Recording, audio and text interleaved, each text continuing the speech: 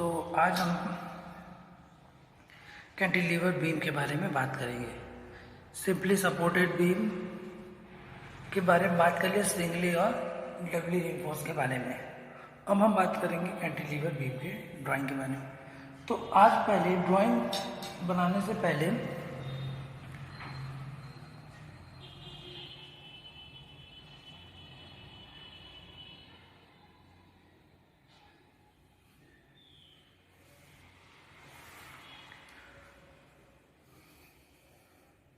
Cantilever terms में, cantilever beam के drawing में जो जो टर्म्स यूज होते हैं, इंपॉर्टेंट टर्म, उनके बारे में आज हम पहले बात करेंगे। ठीक है। Terms which is used in cantilever beam. तो सबसे पहले कैंटिलीवर बीम होती क्या है? कैंटिलीवर बीम वो बीम होती है जो वन साइड फिक्स्ड और वन साइड फ्री होती है। तो देखो ये हमारी वॉल है, ठीक है, उसमें ये वाला एंड जो है ये है फिक्स्ड और ये एंड फ्री है, तो ये एक कैंटिलीवर बीम है। ठीक है। तो इसमें सबसे पहले हम देखेंगे, देखो हम इसमें बस उन कॉन्सेप्ट के बारे में बात करेंगे जिसकी यूजेस हम ड्राइंग बनाने में हमको यूज़ करना पड़ेगा, कि उन टर्म्स के बारे में हमको पता हो कि ये कहाँ पर हमको यूज़ करना है। जैसे रीइंफोर्समेंट है, मेन रीइंफोर्समेंट होते हैं, उसमें मेन बार, एंकर बार, वो हम कहाँ पर प्रोवाइड करेंगे। क्लियर स्पैन कहाँ से कहाँ तक होता है, फ्री एंड में विड्थ क्या है, डेप्थ क्या है, फिक्स्ड एंड में विड्थ और डेप्थ क्या है, इसका बियरिंग कितना होता है। ठीक है। तो इसके बारे में बात करेंगे। तो उस कैंटिलीवर भी दो तरीके का होता है, एक जो ये पूरा उसका क्रॉस सेक्शन सेम होता है, ओके, और एक होता है जिसमें क्रॉस सेक्शन फिक्स एंड पे दूसरा होता है और फ्री एंड पे दूसरा होता है, दैट मीन टेपर्ड होता है ये। ठीक है। तो दो तरह के कैंटिलीवर बीम हो सकते हैं। ओके। तो अब सबसे पहले हम बात करते हैं रीइंफोर्समेंट की। ओके। अब रीइंफोर्समेंट में देखो ये सब समझो एक कैंटिलीवर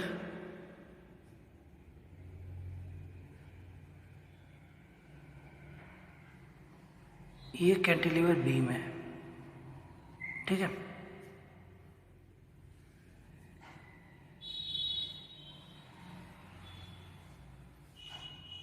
ये कैंटिलीवर बीम है, ये हमारी वॉल है। अब देखो अगर इस पे लोड आएगा, यहाँ से ये लोड आ रहा है, ठीक, तो लोड आने के बाद हमारी बीम कुछ इस तरह की शेप हो जाएगी।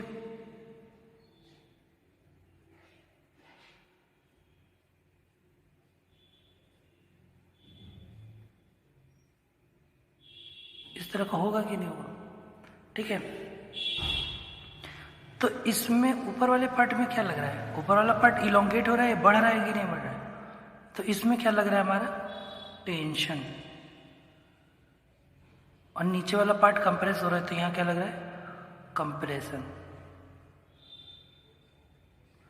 अब यहाँ पे देखो ये न्यूट्रल एक्सिस है। न्यूट्रल एक्सिस कौन सी एक्सिस होती है? न्यूट्रल एक्सिस वो एक्सिस है जहाँ पर ना ही कंप्रेशन होता है ना ही टेंशन होता है। ये हमारी हो गई न्यूट्रल एक्सिस। तो ये ऊपर वाला जो जोन है वो कौन सा जोन हो गया? ये वाला जोन।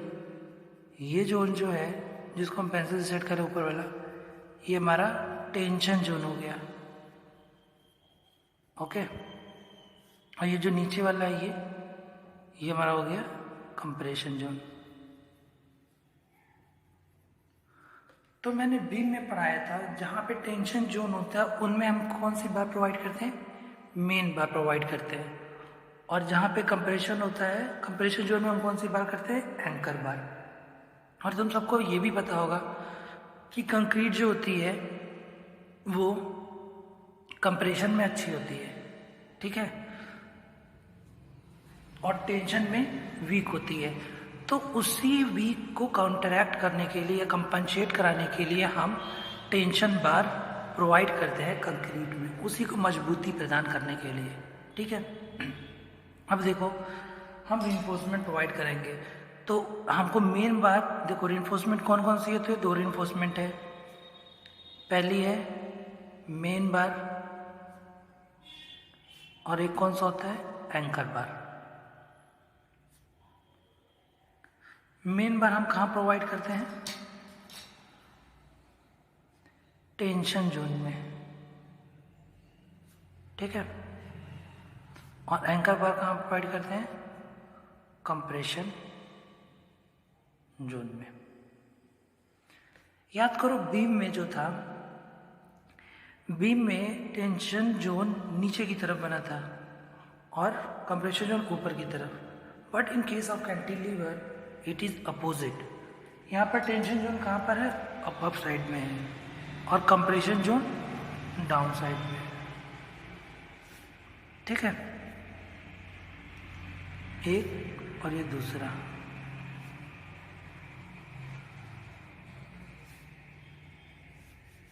ठीक है। उसके बाद हम बात करते हैं किसकी, क्लियर स्पैन की। बात हम किसकी करते हैं, क्लियर स्पैन की।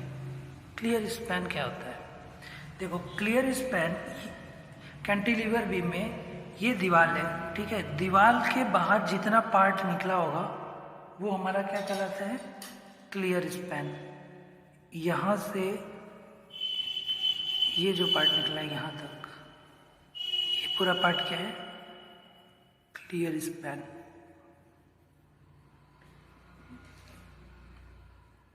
लेट सपोज ये वॉल है, ठीक है। और वॉल से ये निकला है ये बीम, ठीक है। ये हमारी वॉल हो गई, ये बीम से निकला है, ये तो इसके अंदर बियरिंग है, ठीक है। तो यहाँ से यहाँ तक की जो लेंथ, ये वाला पार्ट, ये हमारा क्लियर स्पैन कहलाता है, ओके। अब इसके बाद हमारा एक होता है फ्री एंड और एक होता है फिक्स्ड एंड।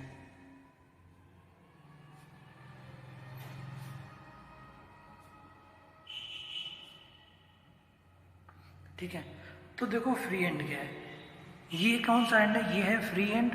और जो वॉल के अंदर फिक्स्ड है या वॉल के अंदर ओवरलैप है, ठीक है, इसे हम कहते हैं फिक्स्ड एंड।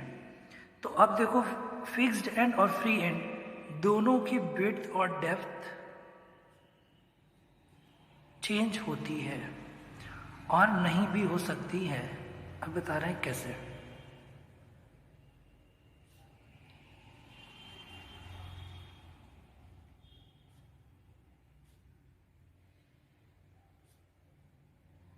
देखो कैंटिलीवर के केस में तो फिक्स्ड और फ्री एंड कैंटिलीवर बीम है, तो अब ये पूरा अगर यूनिफॉर्म क्रॉस सेक्शन है, ठीक है, तब तो फ्री एंड और फिक्स्ड एंड का विड्थ और डेप्थ सेम होगा, ठीक है।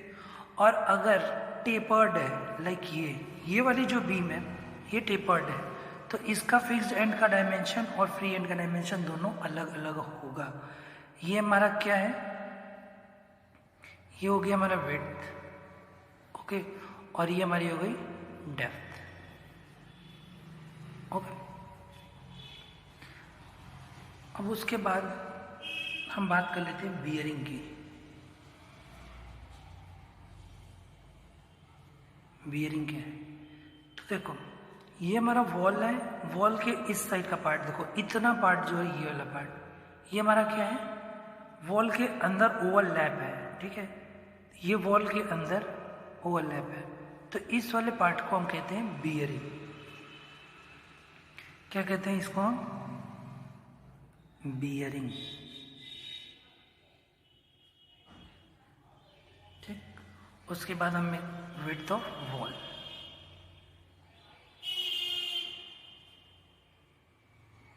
ये हमारी वॉल है, ये कितना इसकी विड्थ, ठीक है। तो हम इसमें कुछ टर्म्स थे जिनके बारे में हमको जानना था, ठीक। तो ये टर्म्स को हम यूज़ करते हैं।